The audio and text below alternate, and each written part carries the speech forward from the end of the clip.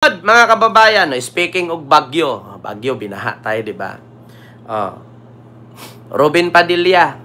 Bukod sa binalita kahapon na tumanggap daw si BBM at si Sara. Si Robin din tumanggap din pala, ba't tahimik lang? Kita ninyo, mga kababayan? Tumanggap din pala si Binoy ng donasyon. Mula sa kontraktor. Anyari? Bakit natahimik lang? Eto mga kababayan. Wait lang. Wait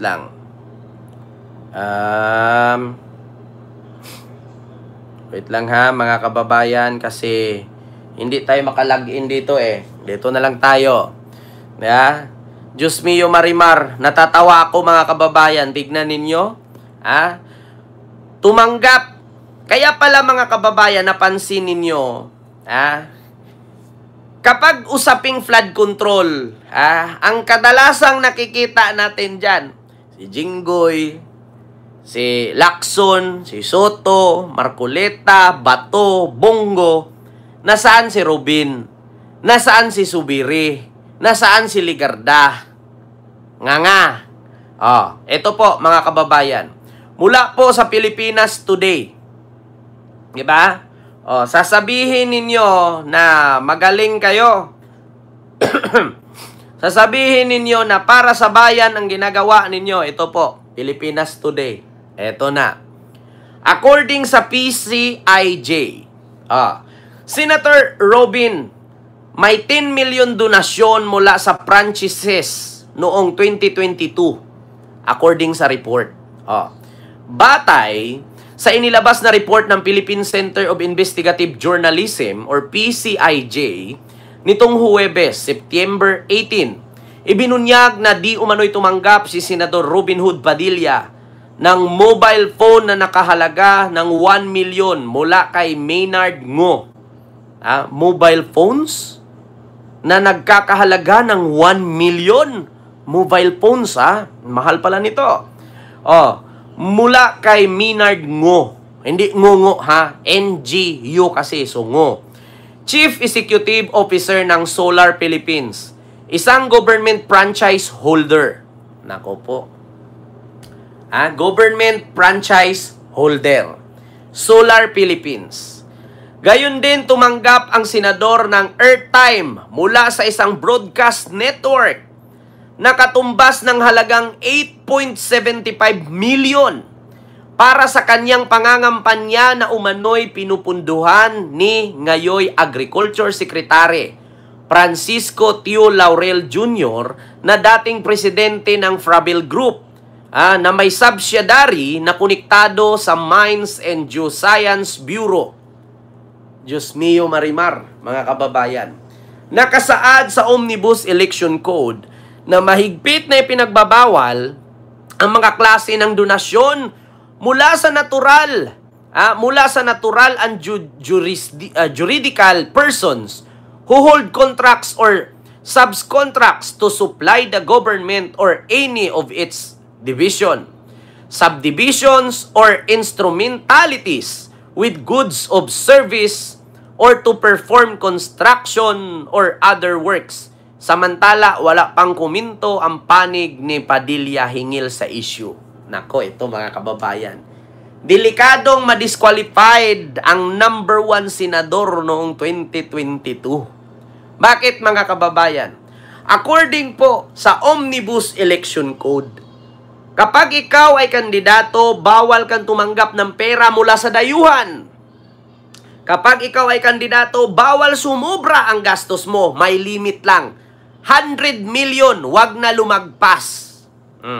Correct me if I'm wrong, Pangalawa, mga kababayan, bawal ka ring tumanggap sa mga negosyante na dito sa Pilipinas na may koneksyon sa gobyerno.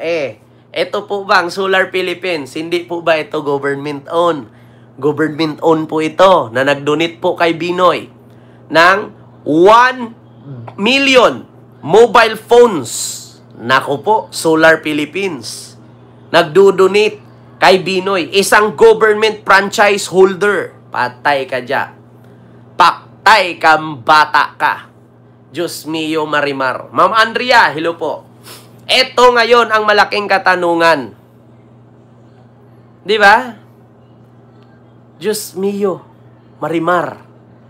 May possibility disqualified si Binoy. Sa bagay, ilang taon na lang naman.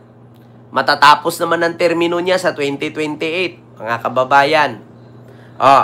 Pangalawa, tumanggap din si Binoy ng libre airtime mula sa isang broadcast network na katumbas ng halagang 8.75 million para sa kanyang pangangampanya na umano'y pinunduhan ni Agriculture Secretary Laurel Jr. na dating presidente ng Frabil Group na may subsidiary na konektado sa Mines and Geoscience Bureau. Naku po, mga kababayan, tignan ninyo. Kung kayo makapagsalita sa Senado, ang gagaling ninyo, mga putang ina ninyo. Kaming mga Pilipino, kapag may baha, hindi exempted sa trabaho. Bakit? Absent na yon. Saan ka nakakita? Nagtrabaho ka sa Quezon City, binahaan Santa Mesa. Anong sasabihin ng manager mo? May sahod ka? Absent na yon. Pag sunod-sunod ang baha isang linggo, anong mangyari sa'yo? Awol. Awol. Wala ka ng trabaho. Makukuha mo yung sahod mo. Pag naawol ka, kailangan mo magpa-clearance. Marami pang kaltas.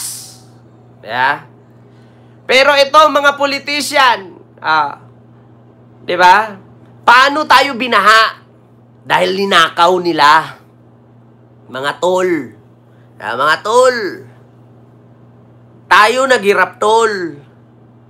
Yung sahod nating kapiranggo, tol, kinukuhaan pa ng tax, tol. Sa BIR. Tol, nagbayad pa tayo ng SS Pag-ibig PhilHealth, tol. Kita ninyo? Nagbayad pa tayo ng SS Pag-ibig PhilHealth, tol. Tapos makuha natin yan, tol. Pag ugod-ugod ka na, tol. Tapos yung anak mo nag-alaga sa'yo, tol, ay tulak ka pa. Hayaan ka pang mamukmo. Hayaan ka pang masusod, tol. Bakit? Kasi yung SS Pag-ibig PhilHealth mo, tol, gusto nilang kunin pag namatay ka, tol. Totoo yan. Ang sahod mo, tol, sa isang buwan, 20,000, tol. Kakaltasan ng SS Pag-ibig PhilHealth, tol, pati tax mo, tol, wala nang matira, tol. Meron pang bahay, tubig, kuryente, tol. May anak ka, tol. Mamamatay ka na lang, tol. Itutulak ka pa, tol. Kasi bakit? Ang habol ng anak mo, tol, yung SS mo na paternity, tol. Totoo yan. Imbes na yung anak natin makatulong sa atin, tol, bantayan tayo kasi tumanda na tayo, tol. Yung ibang anak, tol, painumin ka pa Sonrox para mabilis kang mamatay, tol, makuha yung benepisyo mo, tol. Tapos, tol, yung mga nasa gobyerno, tol, na pinapasahod ng taong bayan, tol, nanakawan pa nila, tol. Utangin na, tol, Ano na lang matira sa atin, tol? Kita niyo yan? So ano masasabi ninyo dito? Baka sasabihin na naman to ni Robin. Mr. President! Kung gusto mo mag-resign ako ngayon, sige, mag-resign ako! Mag-resign ako ngayon! Kung kakailanganin, mag-resign ka na, huwag puro drama. Ang Senado, hindi itbulagayan. Ang Senado, upo ka dyan, gumawa ka ng batas. Hindi magdrama. Paano yan ngayon? Nag-donate sa'yo. Mobile phone, halagang 1 million. Tapos, pinunduhan ka pa ni Agriculture Secretary. Nagtrabaho din sa gobyerno. Sangay din sa gobyerno at konektado sa gobyerno. Bawal yan, tol. Ano na naman to, tol? Tol, nag-umpisa yung sabit mo, tol, doon sa chongke sa Senado, tol. Tapos yung gamit mo ito, tol, bayang magiliw, tol. Alam nyo, I will tell you frankly, mga kababayan, hindi po ito paninira, Hindi ito paninira. Tatay ko Muslim. Nanay ko Kristiyano. Hindi po sila kasal, kaya hindi po ako Muslim. Pero kung tutuusin, may dugo po ako Muslim. Tatay ko po is Turkish. Yun po ang totoo. Ang dami kong kaklasing Muslim sa Mindanao habang ako'y nag-aaral. Kapag maglupang hinirang kami, nakaganyan naman ang kamay nila, hindi naman nakaganon. Sa dinami-dami kong Muslim na naging kaibigan, si Rubin lang ang pinaka-OA. Totoo yan. Huwag kayong magalit sa akin.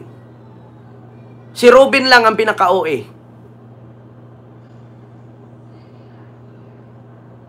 Si Rubin lang ang naging OA. Di ba?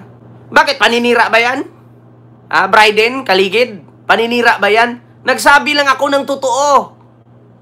Muslim din ako. Tatay ko Muslim, hindi lang kasal ang tatay ko at nanay ko. Pero sa dinami-daming Muslim, hindi naman ganyan umasta. Si Rubin napaka-uwi na. Kita nyo? Hindi po ganyan ang gawain ng Muslim. Maglulupang hinirang gaganon ka doon? Para saan? Para mapansin ka? Ang dami kasi, ang daming kakaiba na. Oo, sabihin natin, literal na ginagawa ng Muslim yan, pero hindi mo kailangan ipagkalandakan eh. Di ba? Hindi mo po pwede na ipamukha sa tao, iharap mo sa kamera na Muslim ka. Alam namin na Muslim ka. Di ba? Pero nauwi na eh. Sobra na. Sobra yung pagiging Muslim, hindi po ganyan. Saan ka nakakita? Ang Muslim bawal ang bakla. Pero bakit kapatid niya pinapasok niya sa moske? Nakaabaya pa. Muslim ba? Respeto ba ang tawag doon? Kami nga mismo pag pumasok sa moske, nakatanggal ng tsinelas, nakapaa. Bawal maingay. Bawal bastusin. Kasi banal yan. Pero pumasok doon bakla. Nakaabaya pa. Alam nyo ba na bawal sa batas ng Muslim yan? Bakla is bakla. Haram. Diba? OA kasi. Sobrang OA na. Hindi na maganda yan. Hindi maganda. Alam namin na pinanindigan mo pagiging Islam mo. Pero balik Islam ka lang. Balik loob ka lang. Hindi ka talaga Muslim. Sumanib ka lang. Kamakailan ka lang sumanib dyan pagiging Muslim eh. Pero sobrang OA. OA. OA! Sabi ni Clarice, ang OA! Diba? Yun po yun, mga kababayan. Kaya sa sunod, mga kababayan, ito. Pag bumoto po kayo, isipin nyo pong mabuti yung iboto ninyo na tama po na maninilbihan sa bayan at maninilbihan sa tao. Una, binoto mo, katulad kay Binoy, binoto mo pagiging senador. Artista. Action star. Pag hinira ba tayo ng China, ano gagawin ni Robin? Magtatambling-tambling, saluin ang bala? Di ba mahirap?